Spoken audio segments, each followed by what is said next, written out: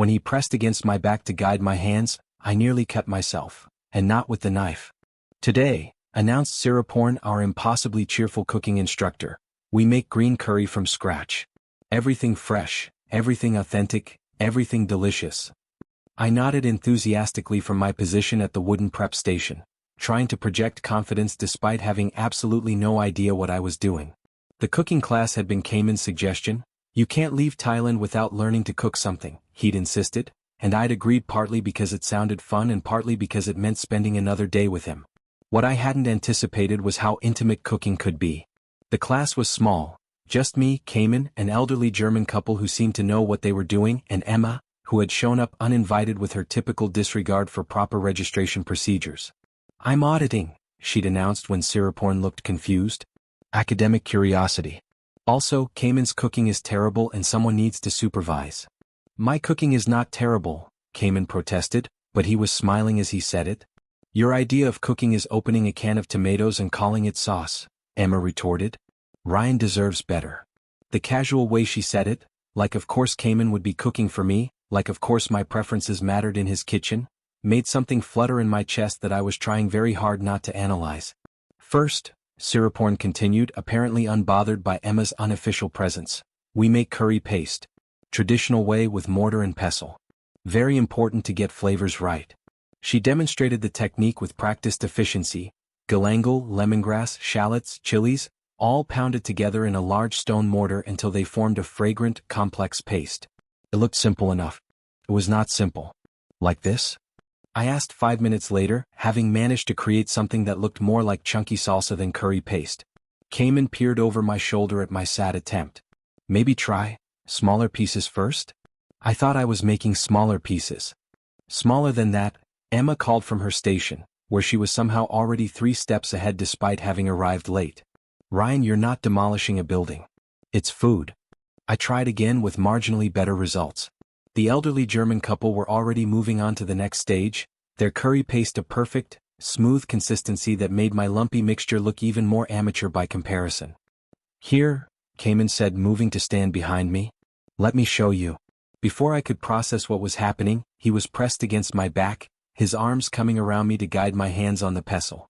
His chest was solid and warm against my shoulders, and I could feel his breath against my ear as he spoke.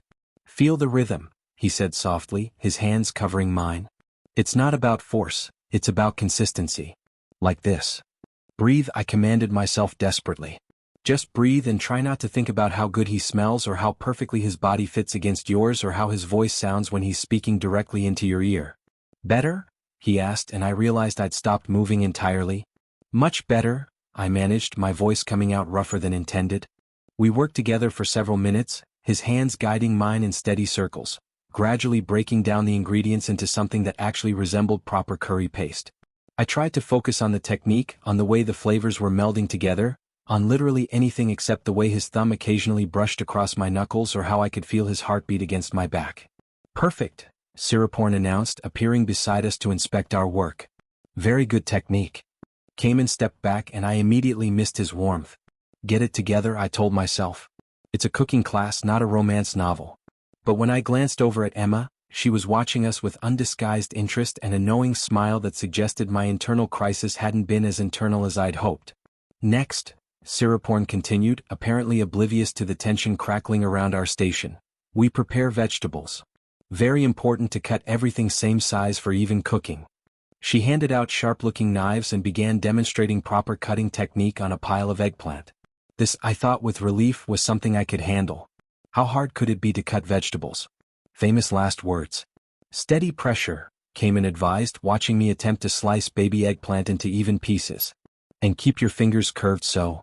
The knife slipped, missing my fingertip by what felt like millimeters, and I jerked backward with a sharp intake of breath. Right into Cayman, who caught me instinctively, his hands settling on my waist to steady me. Okay?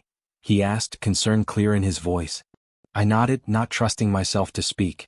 His hands were still on my waist, warm and sure, and I was hyper-aware of every point of contact between us. When I finally looked up to meet his eyes, something passed between us that had nothing to do with cooking and everything to do with the way we kept finding excuses to touch each other. Maybe, Emma said loudly from across the prep area, we should switch partners. I'll help Ryan with the knife skills and Cayman can work on literally anything else. I'm fine, I protested, but Cayman was already stepping back, his hands leaving my waist with what might have been reluctance. Emma's right, he said. She's actually quite good with a knife. Lots of practice, Emma agreed cheerfully. Years of cutting through people's romantic nonsense. Ryan, over here. Let's save your fingers. I spent the next 20 minutes learning proper knife technique from Emma, who turned out to be surprisingly competent in the kitchen despite her claims of only auditing the class. She kept up a steady stream of chatter while we worked, but I could feel her watching me with that same calculating expression she'd worn at the night market. So, she said casually as we moved on to preparing coconut milk, how long have you been questioning your sexuality? I nearly dropped the coconut grater. What? Your sexuality, she repeated matter-of-factly. How long have you been questioning it? Because watching you and Cayman dance around each other is like watching a very slow, very gay car crash. I'm not, I lowered my voice, glancing around to make sure no one else could hear us. What makes you think I'm questioning anything? Emma gave me a look that suggested I wasn't fooling anyone. Honey, I've been openly bisexual since I was 16. I know attraction when I see it, and what's happening between you and our lovely guide is definitely attraction. Maybe I just find him interesting, I said weakly. Oh, you definitely find him interesting. The question is whether you're going to do anything about it or just keep pretending you're straight until you spontaneously combust from sexual tension. I can't spontaneously combust from sexual tension. You want to bet? I glanced over at Cayman, who was helping the German couple with their curry base, his movements easy and confident. As if sensing my gaze, he looked over and smiled, the same warm expression that had been making my heart do gymnastics for the past 4 days. Okay, I admitted quietly. Maybe I'm a little confused. Confused about what, specifically? About? I gestured helplessly. All of it. This. I've never felt like this about a guy before. But you have felt like this? Not exactly like this, no. I tried to find words for something I barely understood myself. It's like, I've been sleepwalking for years and suddenly I'm wide awake. Everything feels more intense, more real. And I don't know if that's because I'm in a foreign country having some kind of travel-induced epiphany, or because of him specifically, or because I'm finally admitting something to myself that I've been ignoring for years. Emma's expression softened. Probably all of the above, she said gently. But here's the thing about epiphanies, they don't usually happen unless you're ready for them. Before I could ask what she meant by that, Siraporn was calling us back together to combine our ingredients and start the actual cooking process. Now we bring everything together, she announced.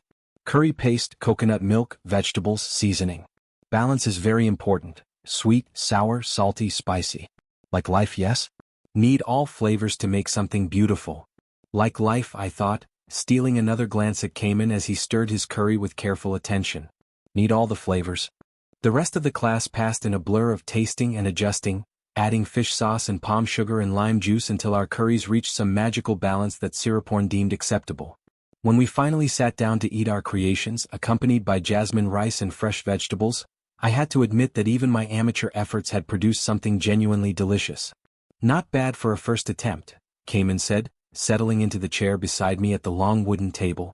Not bad for someone who nearly amputated his own finger, I agreed.